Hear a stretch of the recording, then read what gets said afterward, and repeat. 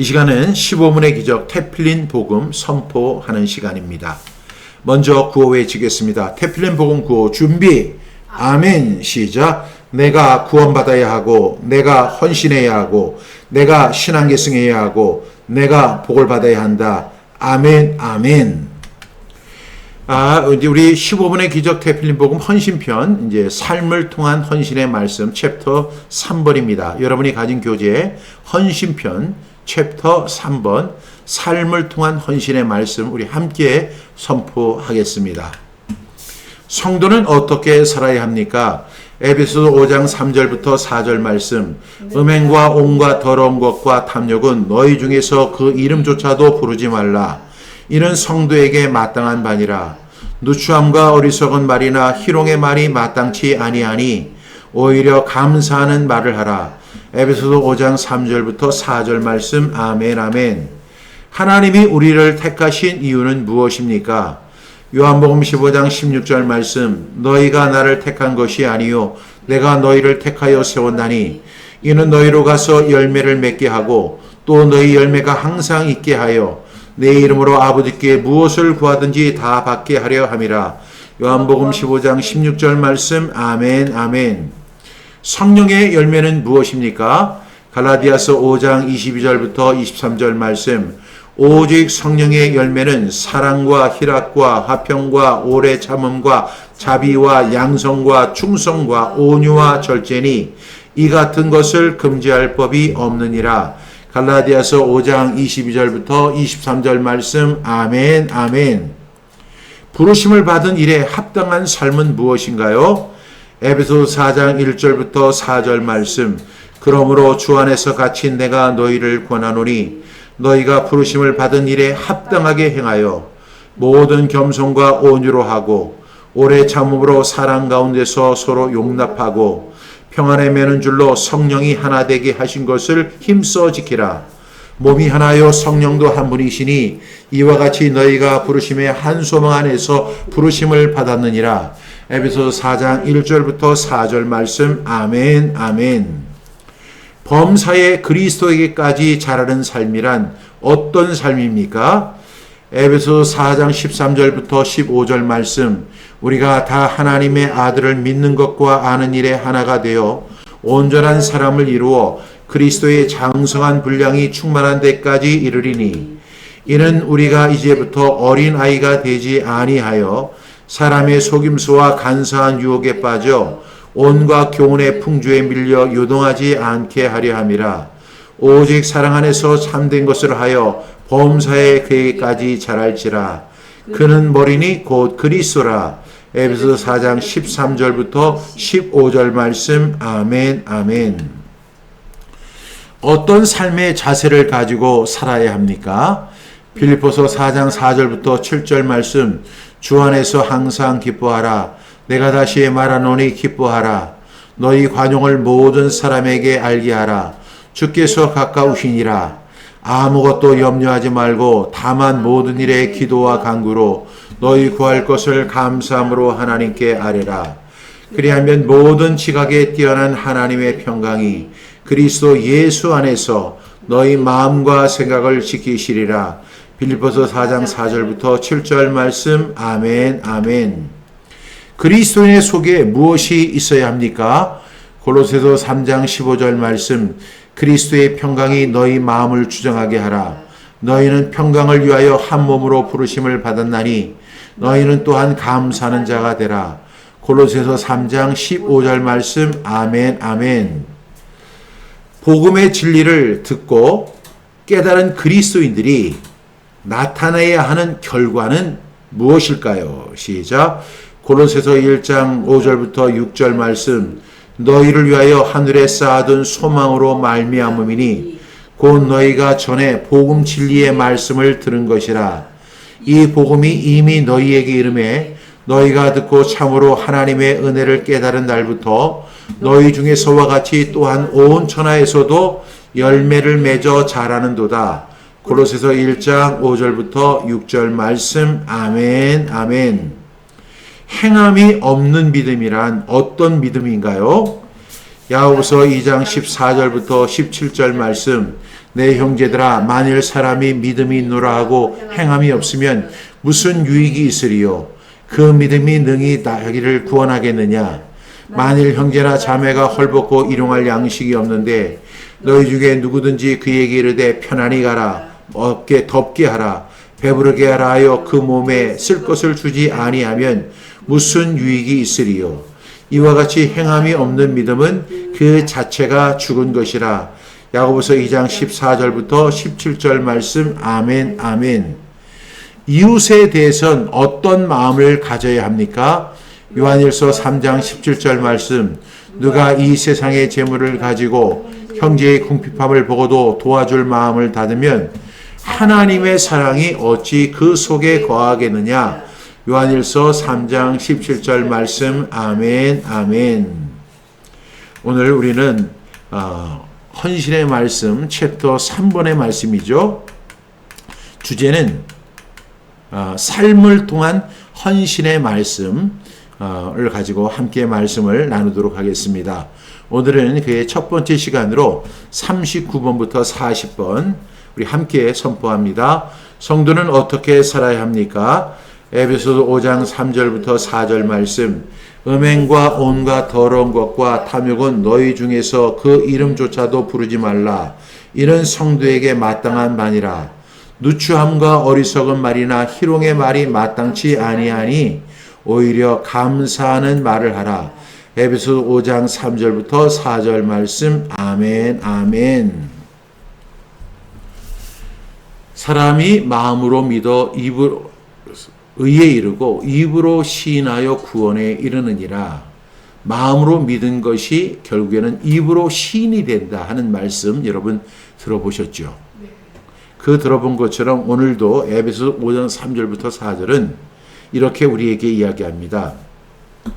거룩은 마음에서 시작이 되는데 입술에서 드러나게 된다. 이렇게 이야기합니다. 우리가 이제 신앙생활을 하고 있는데요. 우리는 종종 이렇게 생각을 하죠. 우리의 마음만 깨끗하면 되지 않을까. 그냥 말은 그냥 말일 뿐이야. 내가 화난 김에 그냥 했던 말이야. 마음에 두지 말게. 뭐 이렇게. 또 농담인데 뭐 어때. 그리고 또 이렇게도 이야기하죠. 다들 그렇게 말하잖아. 그런데 오늘 에베소 5장 3절부터 4절은 우리에게 분명하게 말씀을 줍니다. 성도는 삶만 거룩할 뿐만 아니라 말까지도 거룩해야 한다는 것이죠. 바울은 먼저 몸의 죄에 대해서 이야기합니다. 음행과 더러운 것과 탐욕. 그리고 나서 이제 입술의 죄까지 이야기하죠. 누추한 말, 어리석은 말, 희롱의 말이 마땅치 아니하다. 음행과 이렇게 이야기한 다음에 더러운 것, 그 다음에 탐욕에 대해서 육체의 이게 몸의 죄를 이렇게 언급한 다음에 뭐라고 이야기하냐면 누추한 말, 어리석은 말, 희롱의 말 이런 것을 하지 말아라 이렇게 이야기합니다. 그러면서 여기에 대한 해결 방법을 제시하죠. 그 누추한 말과 어리석은 말이나 그 희롱의 말 대신에 해야 할 말이 있다. 그것은 뭐냐면 감사하는 말을 하는 것이다 라고 이야기합니다. 단순히 말 조심해라 하는 교훈이 아니라 성도의 정체성을 묻는 질문이죠. 너는 누구의 사람이지? 내 입술은 누구에게 속해 있지? 너의 말은 정말 하나님 앞에 드려지고 있는가? 오늘 첫 번째로 바울은 이렇게 이야기합니다. 그 이름조차도 부르지 말라는 것입니다. 음행과 온갖 더러운 것과 탐욕은 너희 중에서 그 이름조차도 부르지 말라는 것입니다. 여러분, 죄의 특성이 하나 있는데요. 죄는 가까이 할수록 익숙해지는 특성이 있습니다. 죄를 짓게 되면 죄가요, 마치 타르처럼 하면 딱딱 붙어요. 뭐 우리가 뭘 할 때 이게 모든 게 잘 안 붙잖아요. 근데 죄는 기가 막힌 쾌감을 주는 이유가 어떤 죄를 질 때마다 그냥 그 죄가 탁탁 달라붙는 거예요. 그런데 문제는 뭐냐면 이 죄를 떨어뜨리려고 하면 여러분 엄청 안 떨어집니다. 이게 제2의 특성입니다. 그래서 바울은 강하게 말하죠. 음행과 온갖 더러운 것과 탐욕은 너희 중에서 그 이름조차도 부르지 말아라. 이렇게 이야기합니다. 그 이름조차도 부르지 말라. 이 말의 의미가 뭐예요? 단순히 단어를 말하지 말라. 이런 의미가 아니라요. 죄를 가볍게 여기지 말라는 것입니다. 죄를 농담거리로 여기지 말라는 것입니다. 또한 죄를 자연스러운 문화처럼 이해하지 말라는 것입니다. 여러분, 제가 이 죄가 너무 익숙하다 이렇게 이야기했는데, 죄는요, 처음에는 불편해요. 처음에는 양심이 찔립니다.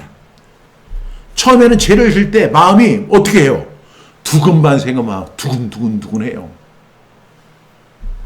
그런데 자꾸 듣고 자꾸 보고 자꾸 말하면 어느 순간에 제가 아주 딱딱 와서 달라붙는 거예요. 이게 문제죠. 그리고 그 익숙해지면 처음에는 그렇게 불편하고 양심이 찔리고 가슴이 두근반새근만 쿵쿵 막 뛰던 그 죄를 칠 때 그랬었잖아요. 그런데 어느 순간부터 그것이 변해서 쾌감이 됩니다. 너무 익숙해집니다. 그래서 우리 성도들은요, 죄를 장난처럼 다루면 안 된다는 것입니다. 죄를 가볍게 말하면 안 되고, 죄를 가볍게 여기는 것은 큰 위험이라는 사실을 이야기하고 있습니다. 그러면서 바울은 이렇게 이야기하죠. 두 번째 단락에서 이는 성도에게 마땅한 바니라. 이렇게 이야기합니다. 이는 성도에게 마땅한 바니라. 여기서 중요한 단어가 뭐예요? 성도입니다. 여러분, 많은 사람들이 성도를 오해하는 경우가 있어요. 교회에서 누가 제일 높아? 그러면 목사님이요. 애들한테 물어보면 그래요. 애들은 느끼는 대로 그 이야기 하잖아요. 교회에서 누가 제일 높지? 목사님이요. 두 번째는 누가 높지? 장로님이요. 세 번째는 누가 높지? 권사님이요. 네 번째는 집사님. 다섯 번째는 선생님이요. 그리고 꼴찌가 뭐야? 성도요. 이렇게 생각을 하죠. 여러분 어떠세요? 그렇게 생각 안 해요? 성도가 맨 꼴찌. 우리 교회는 안 그래요. 성도가 최고의 높은 직분이에요. 이렇게 이야기하는 사람을 저는 못 본 것 같아요. 하여튼간 저 사람이 장로님이면 장로님이라고 부르잖아요. 근데 그 장로님한테 성도님 이렇게 부르면 그 장로님 되게 화내요. 제가 목사잖아요. 근데 박종신 성도님 이렇게 얘기하면 왜 나한테 성도라고 그래? 나 목사인데. 하다못해 집사님인데 이 집사라는 걸 뻔히 아는데 집사님 대신에 아이고 이영실 성도님 이렇게 부르면 이 사람이 나 집사인데 나 집사 직분 받았는데 왜 성도야? 왜? 성도를 채 꼬라비로 보는 거예요. 꼬라비로. 그런데 오늘 바울은 뭐라고 이야기하냐면 이는 성도에게 마땅한 바니라 이렇게 이야기를 합니다. 여기서 중요한 단어는 성도입니다. 성도. 성도는 목사, 장로, 권사, 집사 그 밑에 있는 그 사람이 성도가 아니에요. 성도는 단순히 교회 다니는 사람도 아닙니다. 성도는 뭐냐면 거룩할 성자에다 무리 도자예요. 거룩한 무리가 된 사람을 성도라고 부르는 거예요. 그러니까 가만히 생각해 보면 목사지만 성도가 아닌 사람이 있고 장로지만 성도가 아닌 사람이 있고 또 권사지만 성도가 아닌 사람이 있어요. 집사지만 성도가 아닌 교회에서 직분을 갖고 있는데 이 사람은 성도가 아닌 사람이 있어요. 성도가 제일 중요한 거예요. 왜? 성도는 하나님께 속한 사람이고 거룩한 무리에 속한 사람이에요. 이 사람이 성도인 거예요. 그러니까 성도는 음행과 온갖 더러운 것과 탐욕은 너희 중에서 그 이름조차도 부르지 말아야 돼요. 왜? 성도에게 거룩한 무리인 사람들, 하나님께 속한 사람, 이 구별된 사람들은 절대로 그렇게 살아서는 안 된다는 거예요. 문제는 뭐냐면 여러분 목사인데도 성도가 아니기 때문에 그렇게 구별된 삶을 살지 않는 거예요. 권사예요. 그래서 교회에서 권사님 하니까 뭐 내가 이 교회에 어느 교회 권사예요 이렇게 하면서 굉장히 잘난 척합니다. 그런데 문제는 뭐냐면 잘난 척을 하는데 거룩한 삶을 안 살아요. 우리 성경암송학교가 참 이렇게 많이 이동을 했는데 우리 한 건물에 이렇게 입주를 했는데 그 건물의 주인이 권사님이었어요. 서울의 S교회 권사님, 굉장히 큰 교회 그 권사님이에요. 그래서 이 사람은 사람들을 볼 때마다 항상 그래. 나는 S교회 권사예요. 나는 S교회 권사예요. 그리고 내가 그 교회에서 엄청난 영향력을 갖고 있어요. 막 이렇게. 그러니까 그 교회는 유명한 교회거든요. 그 목사님도 굉장히 유명한 목사님이에요. 그런데 이 권사가요, 그 지역에서 정말로 나쁜 사람이에요. 많은 사람에게 지탄받는 거예요. 그 들어온 사람들 보증금을 안 돌려주는 거예요. 이 사람이 어떻게든지 보증금을 안 줘가지고 그거 가지고, 왜냐면 자기가 돈이 없어서 보증금을 못 돌려주면 좋은데 이 사람은 생각 자체가 잘못됐어요. 보증금은 돌려주는 게 아니야, 이런 생각을 갖고 있어요. 그래서 거기서 5년 10년 이렇게 했던 사람들이 나갈 때 이 사람들이 보증금 때문에 그 사람하고 얼마나 싸우는지 몰라요. 단 한 사람도 편하게 나간 사람이 없고 그 문제로 해서 재판까지 걸고 이러는 거예요. 그런데 항상 그래. 나는 어느 교회, S교회 권사예요. 권사. 우리 교회 내가 얼마나 영향력이 있는 줄 알아요? 내가 거기 구제하는 부에 거기 들어갔는데 우리 장로님이요, 우리 이번에 딸한테 선물을 갖다가 이렇게 주는데, 여러분 그 사람을 우리가 성도로 구별될 수 있나요? 그 사람은 권사는 분명해요. 소속도 분명해요. 그런데 그 사람은 권사 아니에요. 그 사람은 뭐냐면 성도 아닙니다. 성도. 권사는 맞는데 성도는 아니에요. 성도는 어떤 사람이라고요? 거룩한 무리예요. 하나님께 속한 사람이에요. 하나님의 나라를 위해서 구별된 사람이에요. 예수 그리스도가 피로 값주신 사람이에요. 그래서 그 사람은 어떻게 하느냐? 음행과 온갖 더러운 것과 탐욕은 그 이름 위에서 이름조차도 부르지 않는 거예요. 왜? 성도에게 마땅한 바이기 때문에 그렇습니다. 그러므로 성도에게는 마땅한 삶이 있습니다. 성도에게 마땅한 말이 있고, 성도에게 마땅한 태도가 있고, 성도에게는 마땅한 관계가 있고, 성도에게는 마땅한 선택이 있는 줄 믿으시기 바랍니다. 세상은 말하죠. 그 정도는 괜찮아. 요즘 누가 그렇게 따지냐? 너무 예민하게 굴지 말아라. 그러나 성경은 분명히 이야기하죠. 성도에게 마땅한 바니라. 여러분, 정말로 여러분이 성도라면 성도로서 마땅한 삶을 살고 있습니까? 성도로서 마땅한 말을 하고 있고, 성도로서 마땅한 태도를 가지고 있고, 성도로서 마땅한 관계를 가지고 있고, 성도로서 마땅한 선택을 하고 있습니까? 여러분이 분명하게 인식하셔야 돼요. 저는 지금 여러분을 힐난하는 것이나 공격하는 게 아니에요. 오늘 분명히 에베소서 5장 3절에 이는 성도에게 마땅한 바니라 이렇게 말씀하고 있잖아요. 성도의 기준은 세상의 평균이 아닙니다. 성도의 기준은 뭐예요? 성도의 기준이 뭐죠? 하나님의 말씀입니다. 하나님의 말씀이 그렇다고 하면 그런 줄 믿으시기 바랍니다. 이것이 바로 성경의 명령입니다. 세 번째로 바울은 이렇게 이야기합니다. 누추함과 어리석은 말이나 희롱의 말이 마땅치 아니하다. 이렇게 이야기합니다. 바울은 이제 구체적으로 입술의 죄를 말하고 있죠. 누추함과 어리석은 말이나 희롱의 말이 마땅치 않다. 여러분 여기서 몇 가지가 나와요? 세 가지가 나오죠. 첫 번째가 누추함입니다. 이 누추함이란, 여러분 우리가 내 말이 누추하다고 생각해 본 적이 있어요? 많은 사람들이 자기가 무슨 말을 하든지 자기 말이 누추한 말인지 또 그 말이 어리석은 말인지 그 말이 희롱의 말인지를 구별 못하는 사람들이 많습니다. 그런데 우리 성도들은요, 이것을 분명히 구별해야 돼요. 여러분 첫 번째 말이 누추한 말이에요. 이 누추한 말이란 뭐냐면 더러운 말, 천박한 말, 마음을 더럽히는 말이 바로 누추한 말입니다. 그러니까 더러운 말을 하고 천박한 말을 하고 마음을 더럽히는 말이 있어요, 없어요? 세상에 있습니다.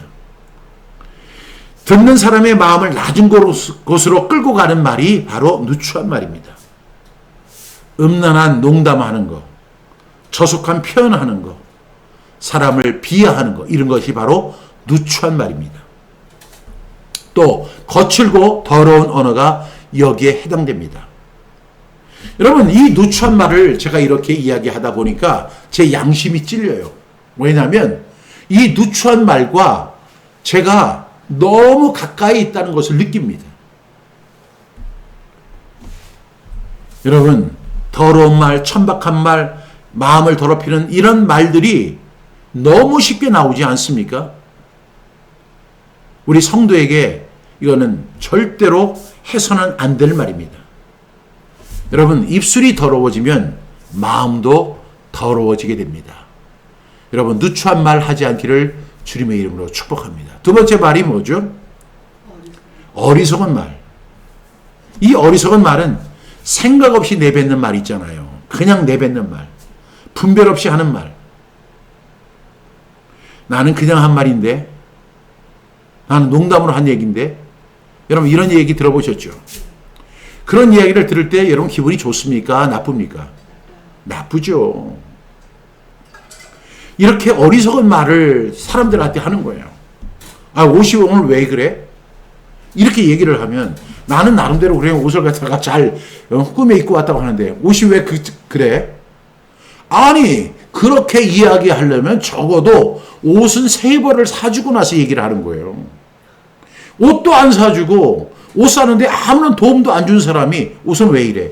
뭐 부모도 아니고 형제도 아닌데 그런 얘기 하면 되겠어요? 안 되겠어요?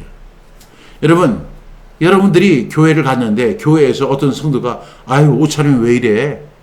만약에 이렇게 얘기한다면 여러분 기분이 좋겠어요? 안 좋겠어요? 나쁘죠. 그리고 나서 내가 정색을 하니까 아유, 농담으로 한 얘기야. 그냥 한 말이야. 근데 놀라운 사실은 그 말이 이 마음에서 떠나지 않는다는 거예요. 성경 암송을 할 때는 그렇게 마음에 새기기가 어려운데 그런 말 한마디는 그냥 마음에 콕콕 새겨져요. 그러면서 그렇게 얘기하죠.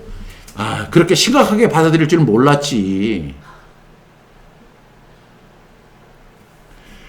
여러분, 내 말이 내 입을 떠나면 누군가의 마음에 박히게 된다는 사실을 꼭 기억하셔야 돼요. 생각 없는 말은 사람을 무너뜨립니다. 가벼운 말이 관계를 깨트립니다. 분별 없는 말이 공동체를 병들게 하는 것입니다. 저도 이 가벼운 말로 해서 관계를 깨트린 적이 있습니다. 제가 유학 시절에 우리 유학생들이 그 형제처럼 같이 이렇게 먹고 같이 자기도 하고 이렇게 했거든요. 근데 우리 집에 항상 저에게 음식을 제공해 주던 선배가 있었는데 그 선배가 하고 이렇게 친해지다 보니까 제가 그 사람이 이렇게 왔는데 아, 왜 왔어? 이렇게 얘기를 한 거예요. 그 사람이 아, 밥 좀 먹으러 왔어. 그래서 뭐 우리 집이 식당이야? 그지야? 내가 이렇게 얘기를 한 거예요. 그랬더니 그 사람이 그렇게 저하고 친하고 오랫동안 관계를 했던 사람인데 정색을 하고 나가더라고요. 그제서야 제가 깨달았어요. 내가 무슨 말을 했는지, 내가 어떤 일을 했는지. 우리 집이 식당이야? 그리고 그지야? 밥 먹으러 오게? 저는 그 사람한테요, 엄청난 은혜를 받은 사람이었어요. 그 사람은 나에게 많은 도움을 줬던 선배였어요. 그런데 제가 그냥 생각 없이 그 말을 툭 내질렀는데 그 말이 그냥 그 사람이 이해하고 넘어갈 줄 알았어요. 하하 그냥 웃고 넘어갈 줄 알았어요. 그랬더니 그 사람이 정색하고 그대로 나가버렸어요. 나중에 그 사실을 깨닫고 제가 가가지고 그 사람한테 내가 정말 잘못했습니다, 선배님.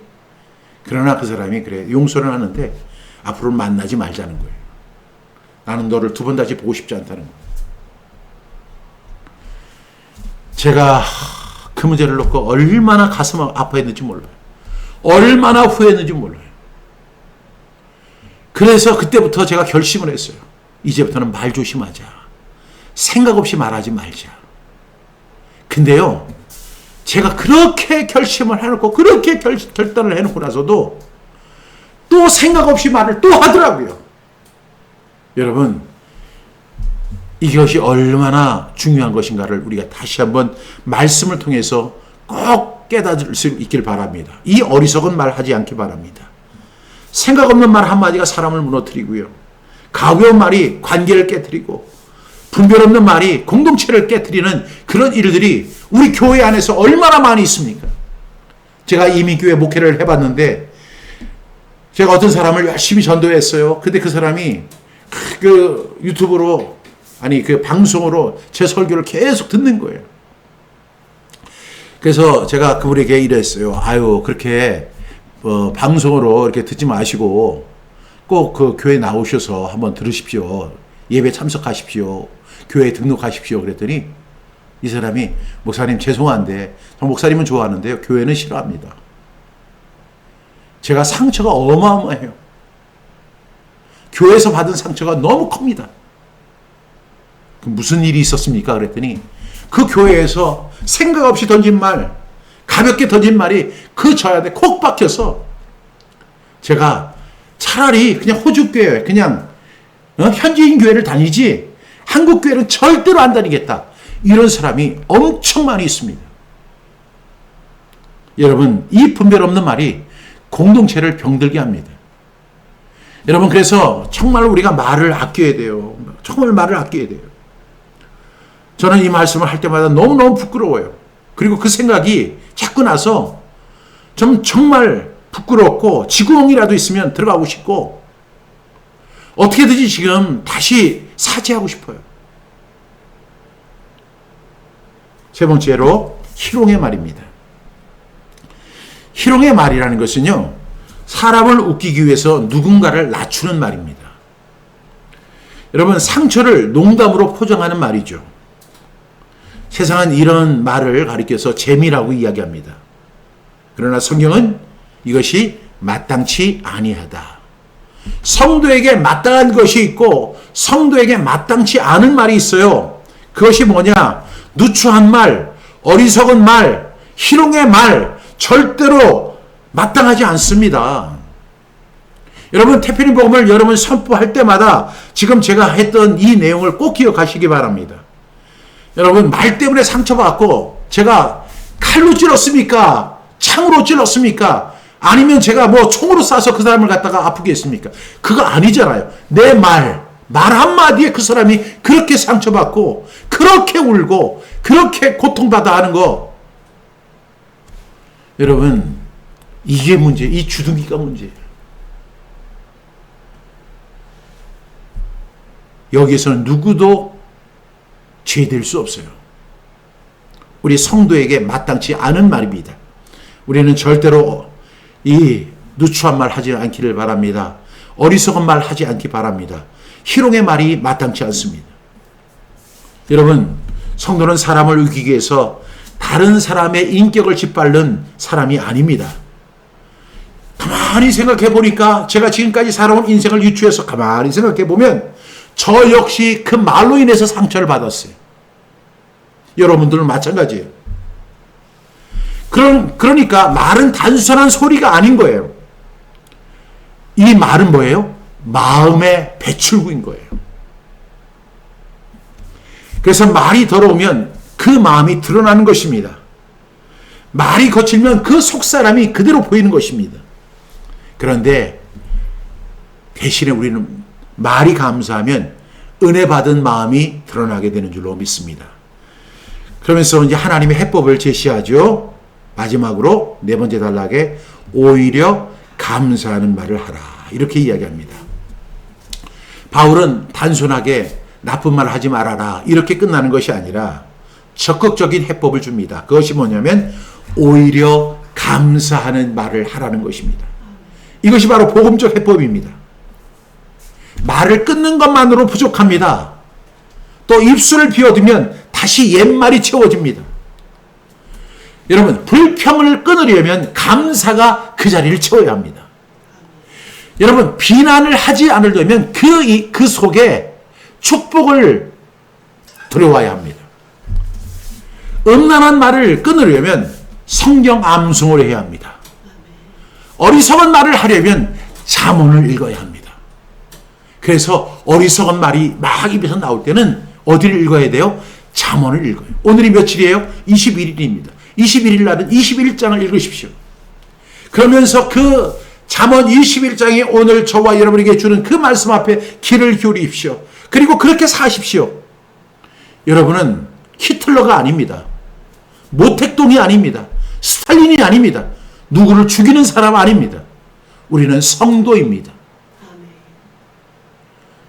그 스탈린 같은 사람은 얼마나 사람을 죽였냐면요. 모택동은 2천만 명을 죽였어요. 사람이 이렇게 무서운 거예요. 한 사람을 죽여도 끔찍한 일인데 여러분 2천만 명이면 우리 서울 경기도에 있는 사람들을 그 정도의 사람을 다 죽인 거예요. 여러분 이것이 인간의 본성입니다. 그래서 우리는 이 어리석은 말을 끊기 위해서는 잠언의 말씀, 지혜의 말씀을 들어야 합니다. 그리고 우리는 항상 감사해야 돼요. 감사는 단순한 얘기가 아닙니다. 감사는요, 믿음의 언어입니다. 감사는 이렇게 고백하는 것입니다. 하나님이 나를 붙들고 계신다. 하나님이 지금도 일하고 계신다. 내 삶이 내 손에만 달린 것이 아니라 나는 은혜로 사는 사람이다. 지금까지 내가 살아온 나의 삶을 다 돌아보니 내가 잘나서 산 거 아니었다. 내가 건강을 잘 챙기고 내가 운동 열심히 하고 내가 열심히 노력해서 산 줄 알았지만 모든 것이 하나님의 은혜였다. 이 사실을 알게 됩니다. 그런 사람의 입술에서는 뭐가 나와요? 감사가 나오는 거죠. 감사가 나오는 거죠. 그래서 우리는 누추함과 어리석은 말이나 희롱의 말 하지 말고 우리는 모든 것이 하나님의 은혜입니다. 감사합니다. 감사합니다. 감사합니다를 하루에 1000번, 1000번 하면서 하나님 앞에 감사하고 사람들에게 감사하고 남편에게 감사하고 아내에게 감사하고 자식들에게도 감사하고 부모에게 감사하고 친구에게도 감사하는 그런 사람이 돼야 돼요. 그럴 때 감사할 때 누추함은 사라집니다. 어리석은 말이 사라집니다. 그리고 희롱의 말이 사라집니다. 어떻게 감사하면서 희롱의 말을 할 수 있고 어떻게 감사하면서 어리석은 말을 할 수 있고 감사하면서 어떻게 누추한 말을 할 수 있겠습니까? 그런데 여러분 오늘 바울은 이야기합니다. 오히려 감사하는 말을 하라. 그러면 우리는 이것을 어떻게 실행할 수 있을까요? 저는 출애굽기 13장 9절 말씀 여호와의 율법이 내 입에 있게 하라는 것입니다. 하나님의 말씀을 입에 두라는 것입니다. 많은 사람이 착각을 해요. 지금도 하나님의 말씀을 어디에 두느냐면 귀에 두려고 그래요. 귀에. 자꾸만 듣기만 하려고 그래요. 여러분 지식도요. 자꾸만 듣기만 하면 이 지식만 높아져 가지고요. 그 사람은 쓸모가 없어요. 여러분 하나님은 하나님의 말씀을 마음에만 두라고 하지 않으셨어요. 그 전에 입에 두라고 하셨어요. 입에 두라고. 여러분 우리가 매일 아침 6시 30분에 하나님의 말씀을 암송합니다. 부족한 이 종이 제가 말씀을 인도합니다. 그러나 저는 부족하지만 그 말씀은 부족하지 않습니다. 저는 완벽하지 않지만 그 말씀은 완벽합니다. 그래서 완벽한 말씀을 여러분에게 소개하는 것입니다. 여러분 그때 우리는 불평이 사라지게 됩니다.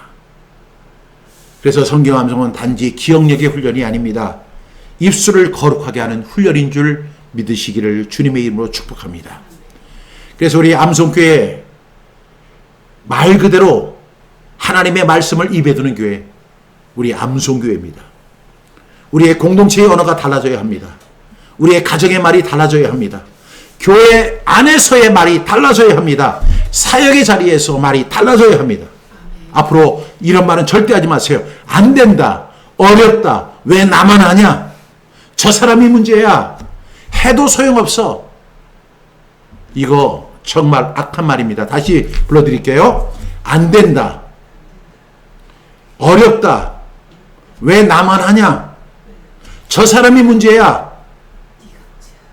해도 소용없어. 여러분 이거 악한 말입니다. 대신 우리 이런 말을 하기 바랍니다. 따라하겠습니다. 감사합니다. 감사합니다. 다시 해봅시다. 다시 해봅시다. 함께 기도합시다. 함께 기도합시다. 주님이 도우십니다. 말씀대로 살아봅시다. 말씀대로 살아봅시다. 이렇게 말이 바뀌면 놀라운 역사가 일어나게 될 줄로 믿습니다. 기도하겠습니다. 하나님 아버지, 오늘 에베소 5장 3절부터 4절의 말씀을 붙듭니다. 성도에게 마땅한 삶을 살라 하셨는데 저희는 몸과 마음과 입술을 거룩하게 지키지 못했습니다. 더러운 것을 가볍게 여기고 탐욕을 합리화하고 누추함과 어리석은 말과 희롱의 말로 사람을 상하게 하고 저희 영혼마저 더럽혔던 죄를 용서하여 주시옵소서. 주님, 저희의 입술을 바꾸어 주시옵소서. 불평 대신 감사가 나오게 하시고 정죄 대신 축복이 나오게 하시고 헛된 일 대신 하나님의 말씀이 나오게 하여 주옵소서. 하나님의 말씀이 저희 입에 있게 하셔서 저희 마음이 새로워지고 간기가 회복되고 우리 암송교회가 감사의 언어로 채워지는 공동체가 되게 하여 주시옵소서. 예수님의 이름으로 기도하옵나이다. 아멘.